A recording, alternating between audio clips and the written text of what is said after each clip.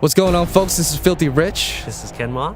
Today, we want to welcome you back to Inversion 101, and today we're going to discuss some in-depth strategies on offensive gameplay for Inversion. All right, so let's talk about the Gravlink first. I mean, the Gravlink is what everybody's always asking about, right? Gravlink is essentially what's going to let you command gravity. I mean, you're going to always have it with you.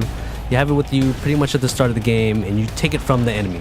Take it, use it as a tool of revenge, right? It's going to let you do all these cool things, and Gravlink itself is actually a weapon. So the Gravlink is a weapon, so just in case you didn't know, use the Gravlink, experiment with it, pick things up, and show it all around. Let's talk about the combinations that you can use with the Gravlink. So right now, an example that I want to jump into is the use of the Gravlink and low gravity. So the Gravlink is strategic. You can't use the Gravlink anywhere you want. What you have to do is you have to kind of plan out exactly where and how best to use this. So for example, when you're starting out in the game, you're probably going to have about 2 or 3 shots of low gravity. So what you can do is you can use that on that sniper that's hiding behind cover. You can pull him up out of cover, and then you can use that as a way to distract him. His aim isn't going to be as good.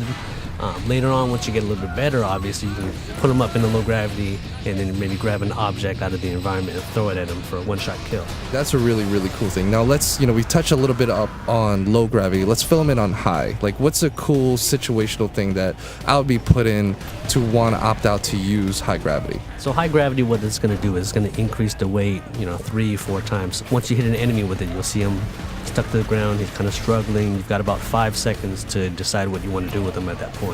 So, for example, Rich, I know if you're really good at up-close combat, you're just a master of the shotgun. What I can do is I can hit him with heavy gravity. He'll be stuck to the ground, and I can just count on you to run up and take care of him.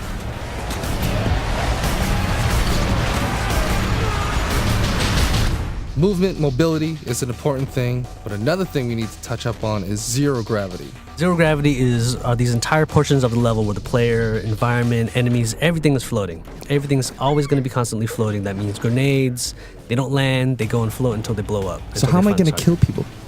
Easiest way, instead of trying to flank them, you can flank them normally, right? You can kind of bounce between objects with your Gravlink. Gravlink will actually pull you toward, almost like a grappling hook.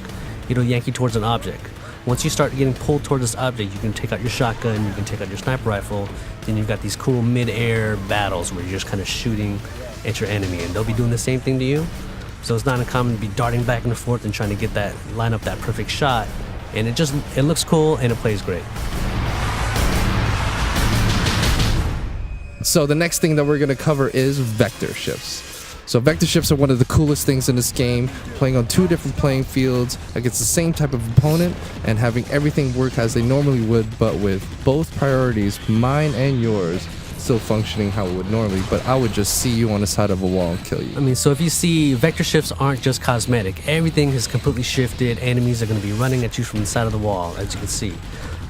Now, because of that, they've got these different angles on you now. So your normal cover that you thought was safe is not necessarily going to work the right way. So they can get these shots on you. Your cover's already destructible. It's falling apart. What you're going to want to do in this situation, use your Gravlink, find out anything that's around you in the environment, anything you can find. That's right. So make sure, guys, I hope you enjoyed this episode of Inversion 101, where we talk about all the different offensive strategies. This is just a tip. We got a whole bunch more coming your way. Well, stay tuned. We'll see you next time.